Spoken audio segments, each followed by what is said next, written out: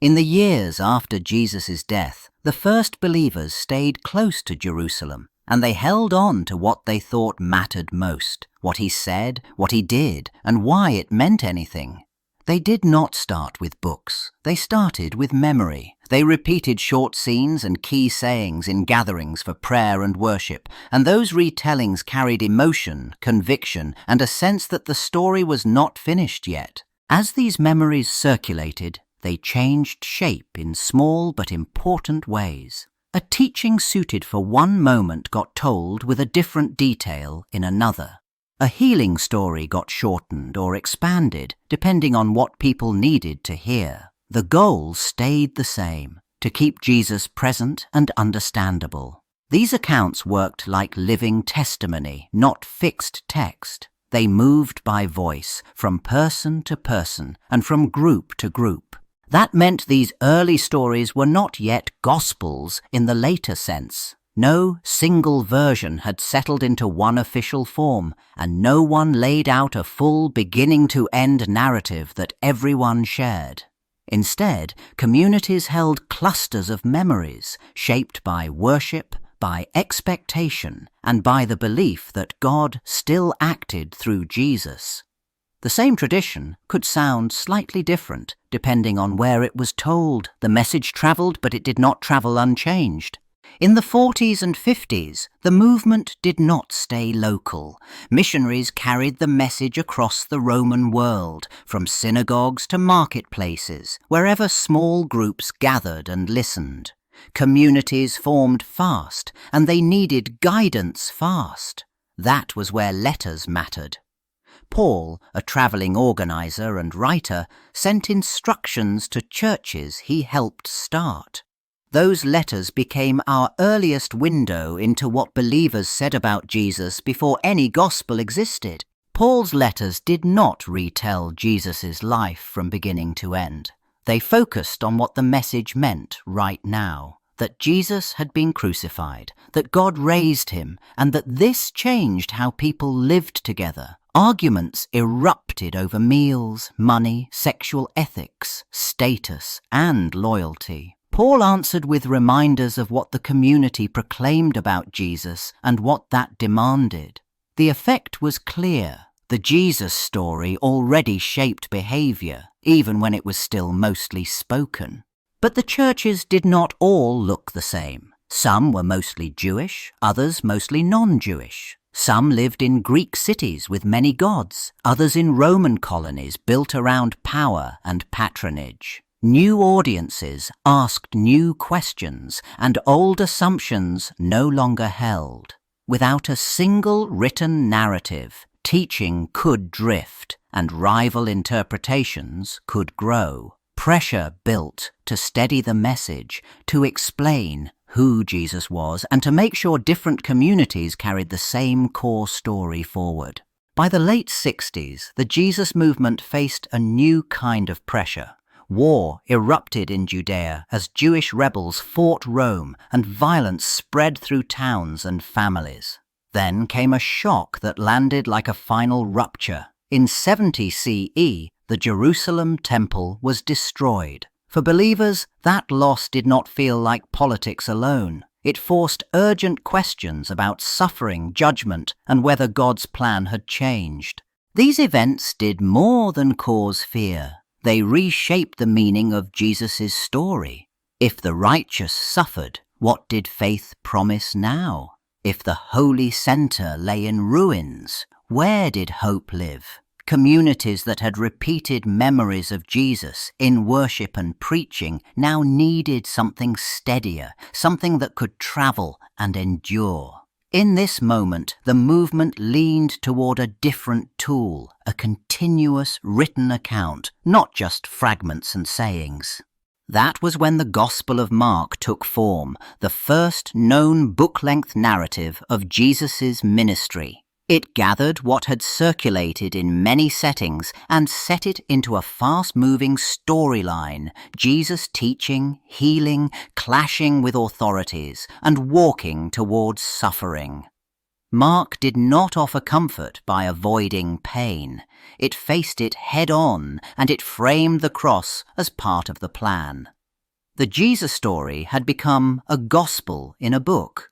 In the decades after Mark, another gospel took shape for a community that still lived close to Jewish tradition. This writer did not start from nothing. He used Mark as a backbone, then wove in other memories, sayings and stories that had circulated separately. But the goal shifted. Jesus no longer stood mainly as the suffering, hidden Messiah. He stood as Israel's promised Messiah, clearly named and carefully explained. Again and again, this gospel tied Jesus' life to Israel's scriptures. Events did not just happen, they happened as fulfillment. That pattern gave listeners a map. Jesus belonged inside the long story of Israel, not outside it. And the gospel pushed hard on teaching. Long blocks of instruction gathered Jesus' sayings into organized speeches, turning scattered tradition into something that sounded like a guide meant to be remembered and passed on. That organization carried a consequence. The Jesus story now served as a rule of life for a real community, with real pressure on it. It stressed how to pray, how to forgive, how to handle conflict, and how to live together while the wider world watched. It also drew sharper lines about identity, as some Jews followed Jesus and others resisted. The gospel reshaped older material into a structured handbook of discipleship. In the 80s, another gospel took shape, and it carried a new ambition. Luke presented Jesus in a world that felt bigger than a single people or one holy city. The story sounded at home in the wider Greco-Roman horizon, where readers expected orderly history and public meaning. And Luke kept turning attention toward the edges, toward the poor, the overlooked, the outsiders. This account insisted that the margins mattered. But Luke did not stop with what Jesus said and did. This gospel was written as the first volume of a two-part work, later known as Luke Acts. That structure changed the stakes. Jesus no longer stood only at the center of a single book.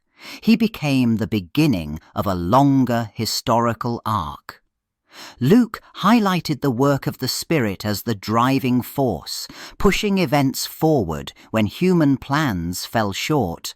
The outcome was a different way to understand what a gospel even was. Luke tied the life of Jesus to what happened next, linking the message to a growing movement that reached beyond its birthplace. The story expanded from a ministry in one corner of the empire into a chain of consequences that crossed cities and cultures. A gospel now served as the opening chapter of global expansion, not the ending of a remembered life.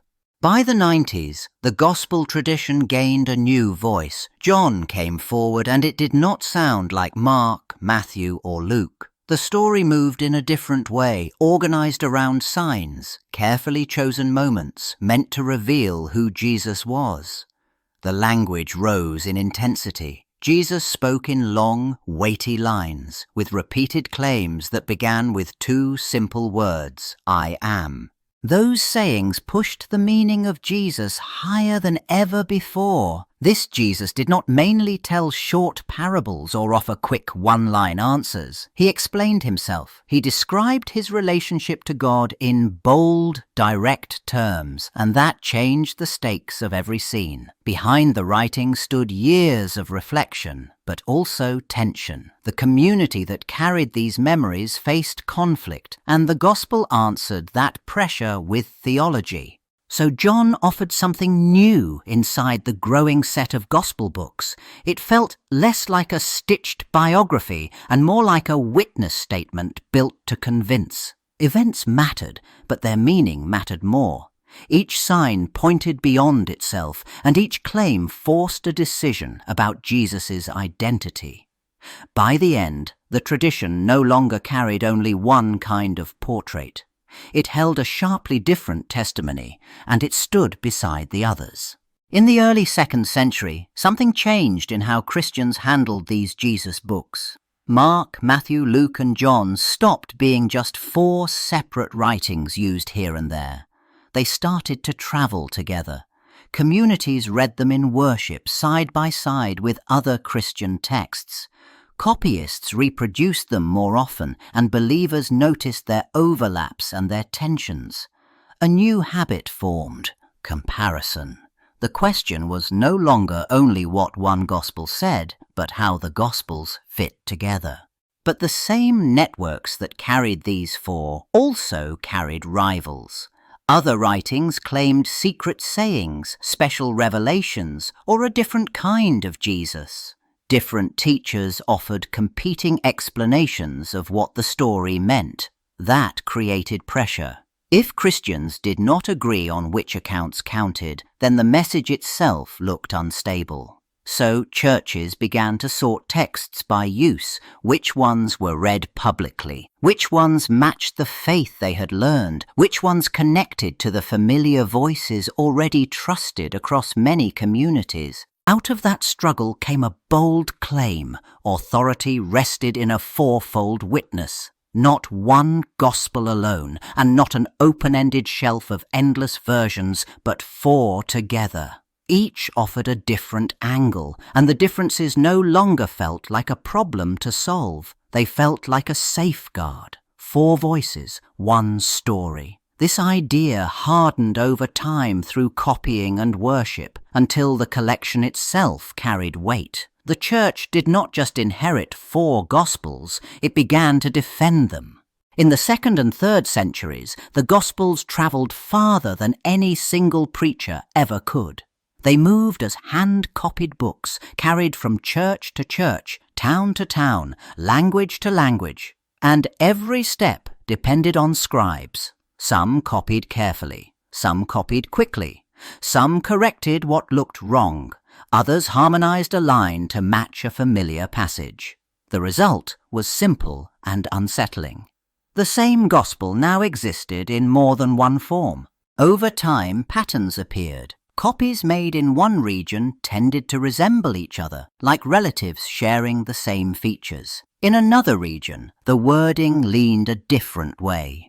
These clusters formed what later scholars called manuscript families. Most differences stayed small: a swapped word, an added phrase, a missing line, a reordered sentence. But they mattered because they showed the route the text took. The Gospels did not just spread, they left footprints in their own wording. That created a new reality for later generations. The Gospel was no longer only a message about the past. The text itself became evidence from the past. Each copy carried decisions, accidents, and local habits preserved like layers in the record. When communities compared manuscripts, they faced choices: which reading sounded older, which looked like a smoothing edit, which matched a wider tradition. Transmission became part of the story. The Gospels had histories inside their sentences. In the 4th century, everything sped up. Christianity moved from being tolerated in some places to being legal across the empire, and that changed the stakes overnight. Disputes that once stayed local now demanded empire-wide answers. Bishops met in large councils to settle arguments about who Jesus was and what Christians believed. And as they argued, they leaned harder on written authorities. A clearer idea of a canon took shape.